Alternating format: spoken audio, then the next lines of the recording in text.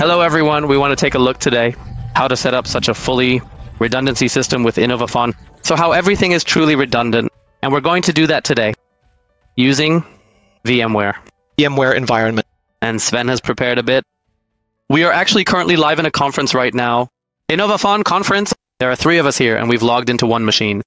It's at this moment in time currently taking place in a virtual environment. Wanted to say, Sven, how's it look? now, exactly. I'll share my screen. Window. Screen 1. So now you should see some tiles. So let me check. Something is coming up. Very nice. I'll make it bigger. Everything is visible. Exact. Then a brief explanation about the tiles. Bottom left. It's easy to see our conference on right. Then this is also the PBX virtual machine, which we will later equip with full tolerance.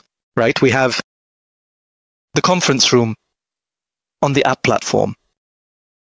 And above it, the 2 black console screens from the VMS, the app platform, and behind them, the ones from the PBX. There's not much to see. Uninteresting. Forgive the outlook, but that's where my notes are, primarily the current ones. The systems are currently running actively on server 57 and on data store 213. These are our 2 very important machines. The approximately 10,012 for the A platform and the PBX. And here I'm switching on the device right now. The failover tolerance first on the PBX. That's quite simple. Turn on. The famous ring. Now they're asking right here. On which data store? And here on the right, I've written it down. I want to select the data store for secondary, the 14. I'll select that. Say, next. As the server, I specifically want to take the 52 in the secondary system. I'll select that too. You can see the primary where it is currently located. He doesn't offer that. That's quite nice. Then he does a summary again, that he uses all the hard disks and the host, the 52, and the data store 14, and I say finish. I can also make it bigger. Then you might see a little bit of what he's talking about down there. Here, he says now he has started it and is already finished. The arrow is green. He shows me a primary just exactly right beside it now. He doesn't show me the secondary in the overview at all. You can only see that, I've noticed, here, as a trick. When I select the 12, it shows me that there is actually still a secondary here. Now, in order to fully prove that it actually lies on the 52, I shouldn't have to go there. Let's believe that. We're going to do the PBX.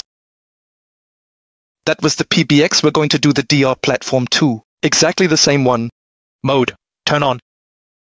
We're also taking the 14 there.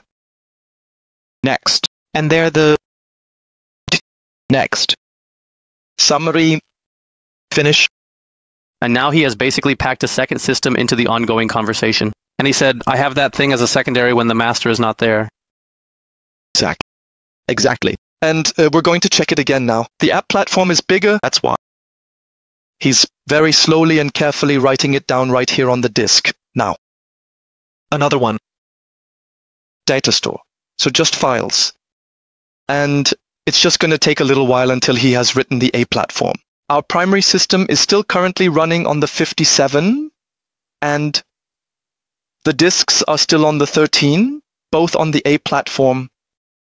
The whole thing is also entirely at the PX. Exactly. The same thing we're doing now. We'll keep it small. I would have said that we would need to start using the PBX to connect to our conference if we knew exactly it. Unfortunately, we can't pull any plugs or anything like that in our whole virtual world right now. But there is certainly the additional examination failover here. That's basically the simulated unplugging, and essentially, in essence, you can see here.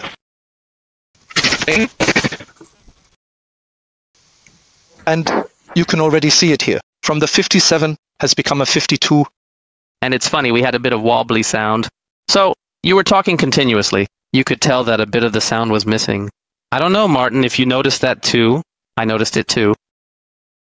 But I consider it fine. So it's just, if someone didn't have reception, it sounded something like that. But you can see below when Martin speaks, the app platform is still there.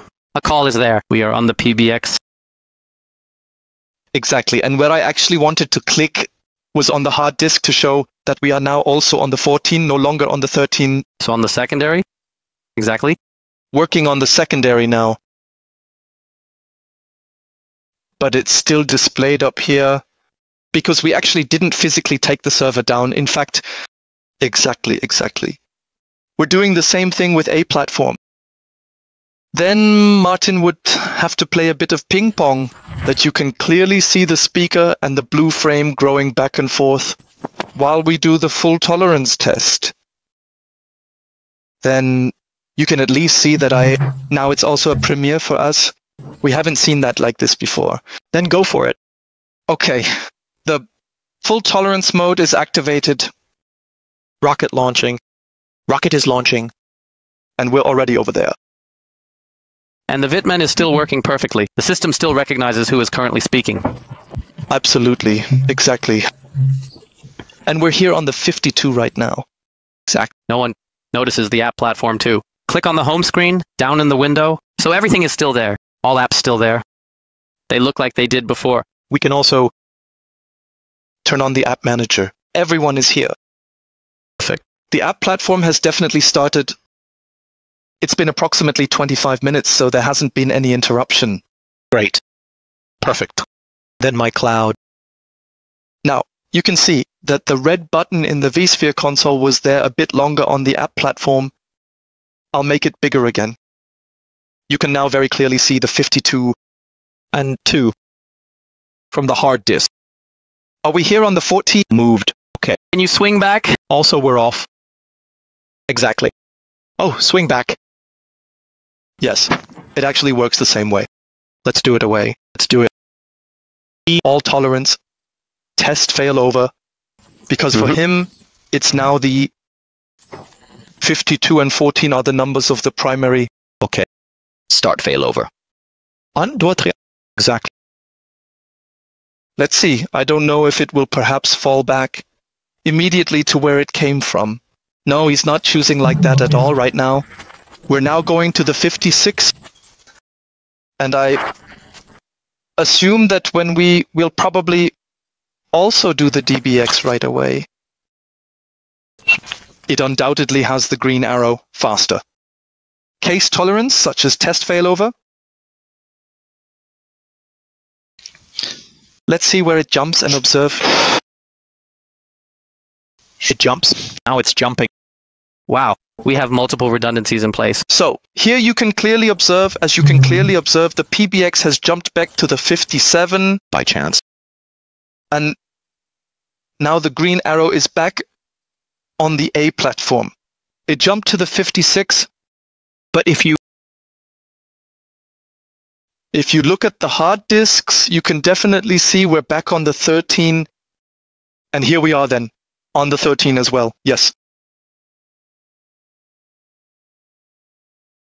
To 13. Salute. Cool. Thanks. Yes.